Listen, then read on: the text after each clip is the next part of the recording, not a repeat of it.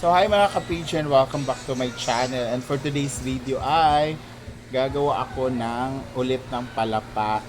Kasi nga, na-miss namin kumain ng palapa.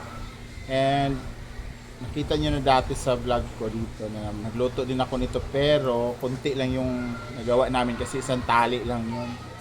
So parang isang kainan lang. So ngayon ay dinamihan na talaga, mga tatlong ganito kalalaki na tali. Oh. So tag 100 daw yung isang tali. So mura na kasi umabot to ng 250 eh, bawat tali. So mabibili mo lang to sa malalaking mga palengke like Cagayan de Oro, yung gano'n. Yung mga may bagsakan talaga. Sa Manila pala nabibili ito sa Quiapo. O, sa Quiapo to siya. And may luto na rin dyan sa Quiapo sa mga Muslim area. Kasi itong appetizer na to ay sa Muslim talaga to. So, syempre, nasarapan kaming mga Christian kaya gagawin namin. Ayan. Shoutout sa mga Muslim brother and sisters natin dyan. Ayan. So, ito yung sibujing. Yung para siyang native na sibuyas dahunan. Tinatanggalan ko lang siya ng mga yung patay na ng mga dahon, yung ganito. Ganyan. So mamaya, hugasan pa to kasi ang dami nito guys. So ito yung pinagpadparan ko kanina. Ito yung mga dumi. So ito na natira oh. Tapos ito na yung napadparan natin oh. Dami-dami, di ba? So ngayon, nakahiram ako ng food processor kay kay Maring Ivy. Simply Amore. So hindi na ako ang tawag dito, magbabayo. Kasi noong nakaraan, wala kaming food processor, kaya ang tagal. Diyos ko, ang sakit sa Pero yun talaga yung old version ng paggawa ng palapa. Tsaka may makain ka talaga mga hibla ng kasi nga, hindi siya pinong-pino dahil lang siya, tawag sa amin lubok. Yung pagbabayo ba, binabayo mo siya. Yung iba kasi hindi talaga siya mapipino. Pero ngayon, dahil may food processor tayo, and yung sili ko ngayon, hindi yung pula. Yung sili ko ngayon is yung maliliit talaga siya. Tawag sa amin siling kulikot. Pero parang kulang pa siya kasi dami nito. So, kukuha pa ako doon sa malapit sa swimming pool. Maraming hinog doon. Kukuha ako mamaya.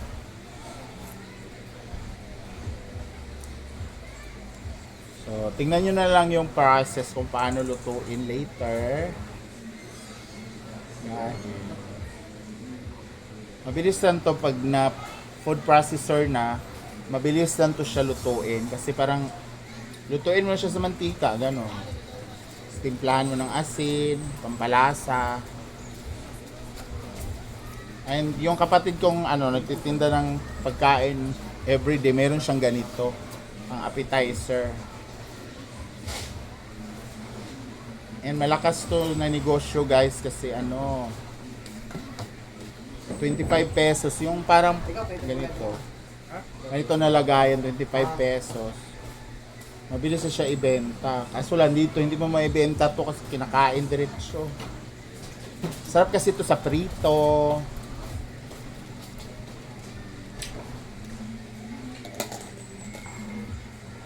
Masarap nga to sa yung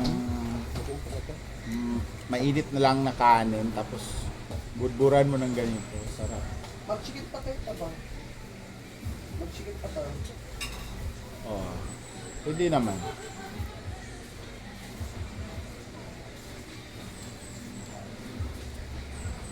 So, tingnan nyo later guys ha kung paano ko to siya lutuin. See you! So, I'm done na guys. Maglinis din yung daliri ko. Sobrang dumi. So, ito na lahat yung nalinisan natin.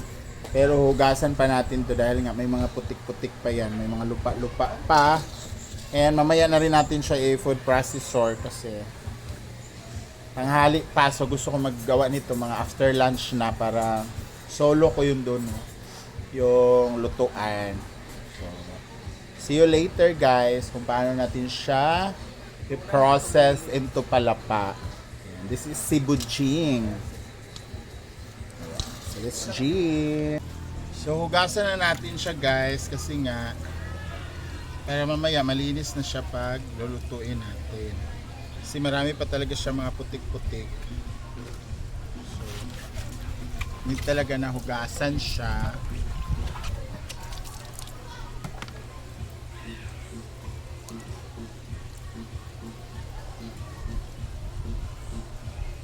Tapos ano pa siya, hiwa-hiwain na maliliit. Ay hindi naman, mga kalahati. Para malinis talaga. Ito yung kuko ko guys. Sobrang dumi.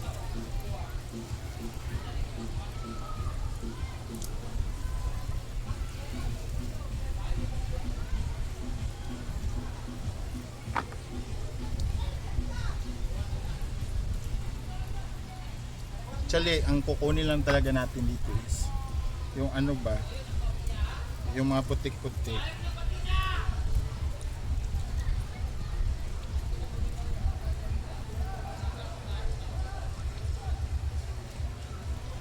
Yung putik-putik oh.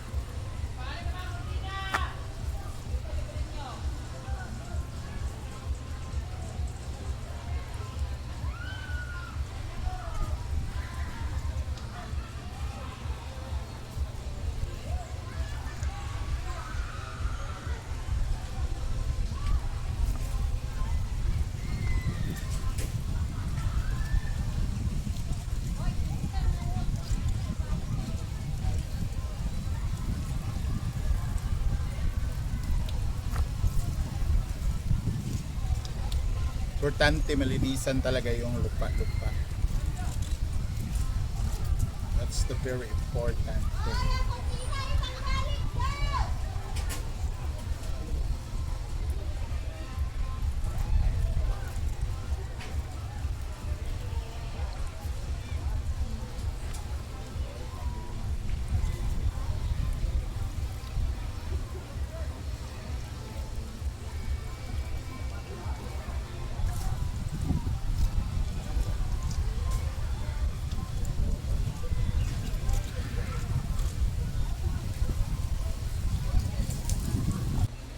So, hiwain na natin guys.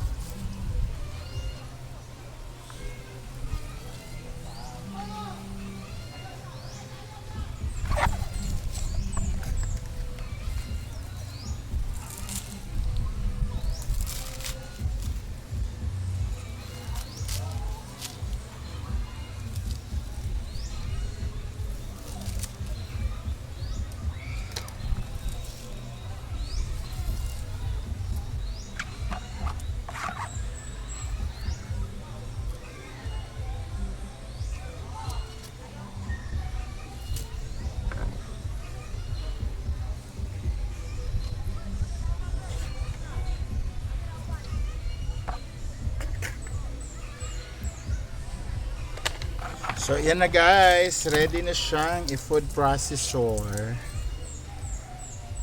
Patulo ko lang siya para hindi siya magtubig later. Basta takpan natin. So ngayon guys, ay food process na natin ang ating mga ingrediente. Meron tayo dito sibuyas, bawang, luya, tsaka yung sili na maliliit. And thank you so much, Simply Amori, and sa kanyang hubby for allowing me to use this food processor. Kasi pag magbabayo pa ako, Diyos ko Lord, nakakapagod na. Masakit na siya sa Unahin ko muna i-food process tong mga mamaya na to si Budjing. So, this is my first time to use it. I don't know kung marunong ba ako nito. So, mali siya. Basta magsakar.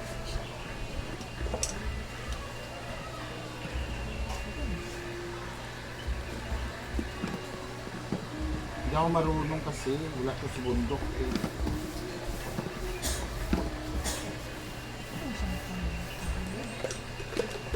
Mukhang virgin pa to ah.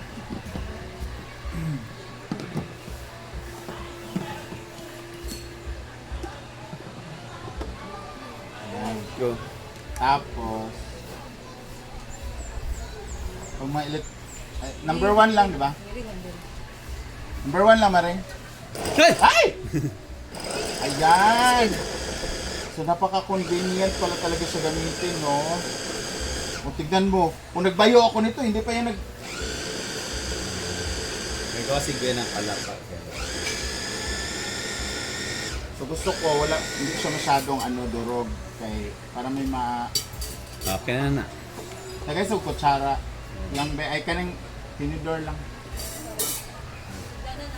I-ano ko muna kasi yung iba nasa ibabaw. Isa pala. Natakot akong gumamit ng mga ganito guys kasi bobo ako sa mga electronics. Mga ganito. Kung ginangpan sa luyaw. Wala kasi. Bobo gani. Okay. Ayan. So pwede na to siya guys. Huwag natin siya masyadong pinuhin dahil pangit yung lasa ko. Ay, gusto, para may mga pa siya ba? Masupa pa ba? Oo. So ang bilis guys ha, kumpara sa magbabayo-bayo ka pa ng ilang binuo ko.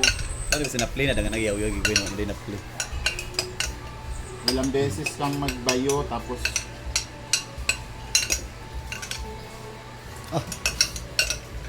so, grabe maanghang na. Matagal yung process nito simula sa paglinis ng sibujing, paglinis ng ayan. So dito naman tayo guys sa ating sibujing.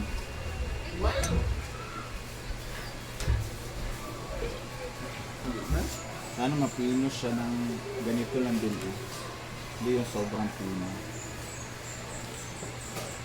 So, nawala yung utin-utin. Ay bobo! Ang bobo ko ti! Dito pa pala siya.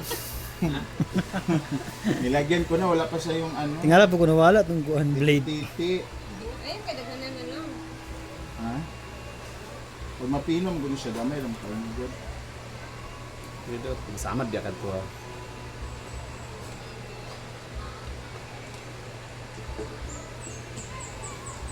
So, grabe na talaga ang mga technology ngayon, no? Pinapabilis na. Bilis na lahat ng gagawin mo sa buhay. Ayan. Baka kag-atras. Ah, okay. So, ang mga kuan, iyang iduot para Sado siya. Isa pa. May mga pa. Hindi, naduro. Oh, mas iba yung niya, kumpara Sige, yung ito pa. binabayo mo.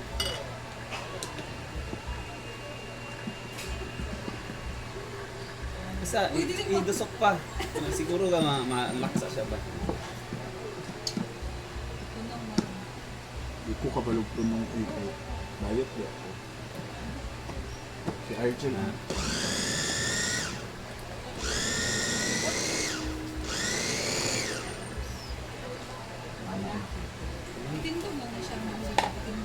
Ha?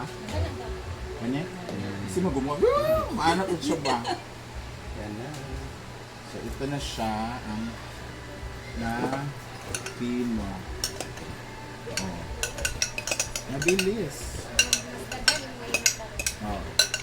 Kaya I need 1 kilo na mantika.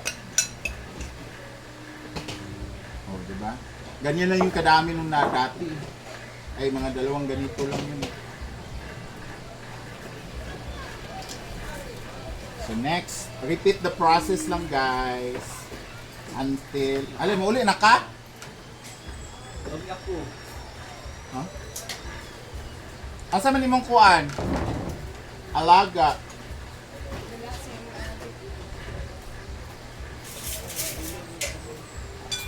Nananghid na ka?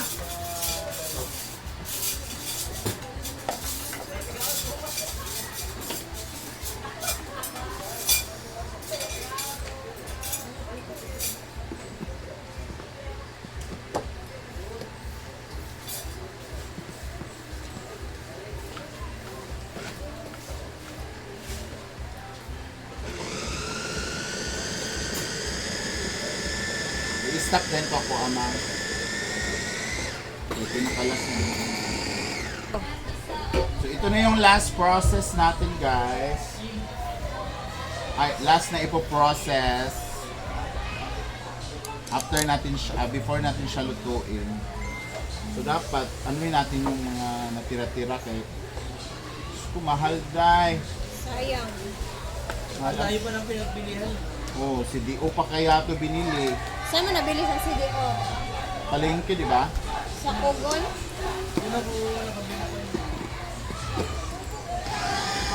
Yan.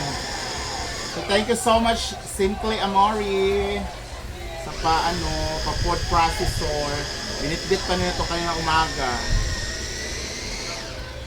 Actually kahapon pa to nakalimutan kasi ni pare yung food processor. Hinanghiram lang tayo, huwag tayong umarte. Siguro.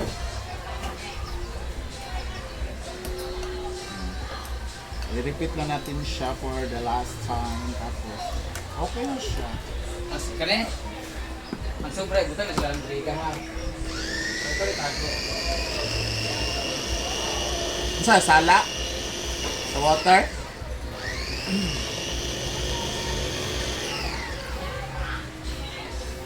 Ayan na! So, finish na. Finish na siya, guys. Ito na siya, oh. So, dapat anuin natin talaga na maubos siya lahat. Yung sa gilid-gilid. Eh, sayang. Ko. Ang ganda ng pagka-process, oh.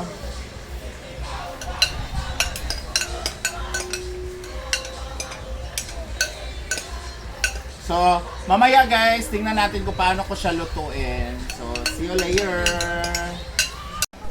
So, ayun guys, dahil mainit na yung ano natin, kawali. So, ilagay na natin itong mantika. Hindi mo dapat siya anuin sa mantika guys. Dapat more mantika dahil para hindi siya dry. Tulad ko, dry na.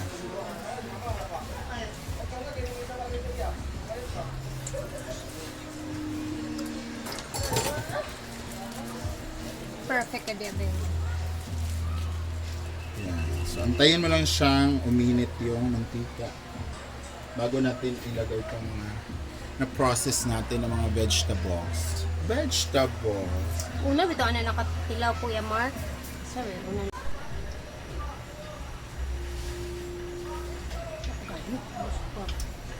Law pagani. Masa gawin ilaw na sa dahil din siya gagawin gisa-gisa something ana. Mix diretso. Okay. Yung bawo mo na nabagpalak ka. No. Kailangan Guys, talaga siya. palapa. Luwa ng palapa. Ito na. So, iuna natin tong sili at saka yung sibuyas, bawang.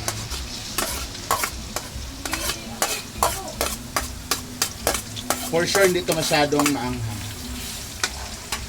Kasi yung sili natin hindi ganun kadami. Okay lang din para hindi ano. Dami pala nito. Parang kulang yung mantika. Okay lang, marami pa naman reserve na mantika.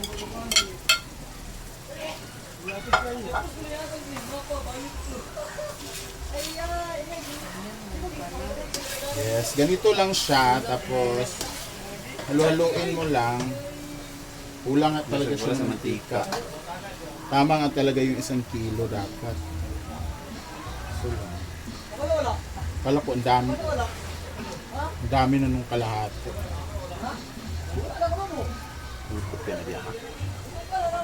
Sukas at Dapat ano lang.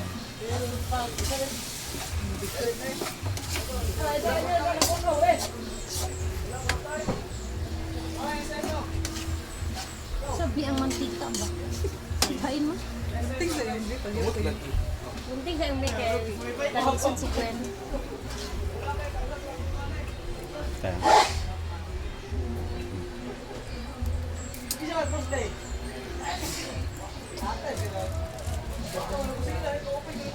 dagan pa.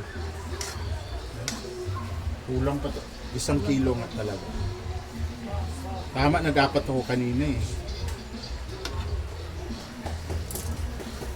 Yan. Sa 3 tali yon, so tama lang 1 kilo.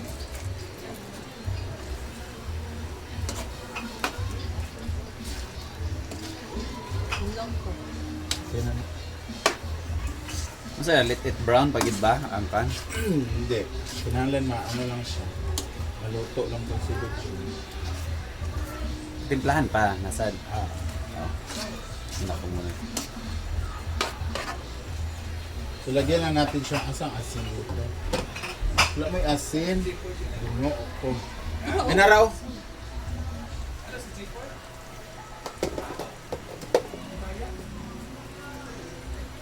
So, asin lang siya guys. Isa-isa. Asin.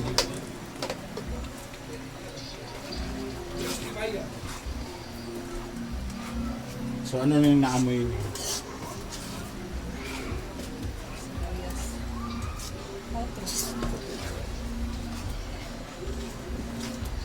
Noong nakaraan, pula-pula siya because ang ating sili is pula. Hinog lahat. Ngayon kasi green. Kunti lang yung pula. Oh.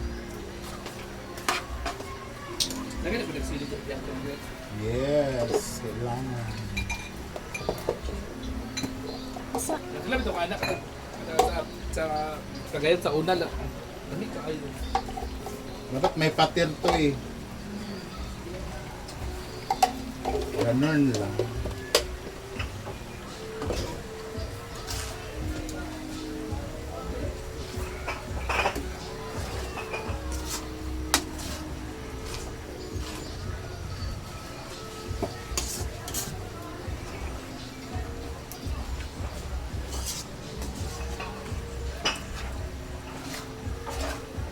So, hayaan muna natin siyang kumulo ng kumulo guys hanggang maluto yung mga dahon. So, unsa may lan ani na. So, ito na guys ang kinalabasan ng ating palapa. So, pag ganito na yung consistency, consistency, so pag ganito na para siyang translucent na siya, yan, luto na yan and makikita mo yung mantika niya guys. Humihiwalay na siya sa dahon, di ba? Para na siyang tubig, tingnan. Pero mantika yan guys, masarap yan siya sa garlic rice. Yan yung pang ano mo. So, ayan ang aking palapa. Sarap. So, thank you so much guys for watching and see you on my next vlog. Bye-bye, patayo na ako na.